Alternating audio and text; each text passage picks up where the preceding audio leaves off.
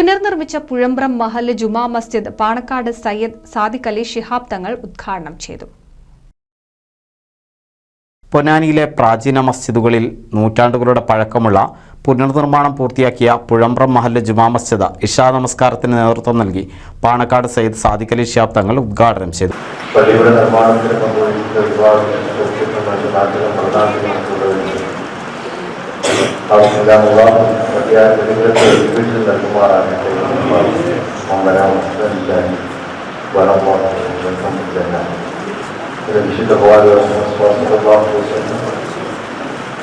പള്ളി നിർമ്മാണത്തിന് പ്രകൃതമായ രീതിയിൽ സംഭാവന ചെയ്യാൻ സഹായിക്കുകയും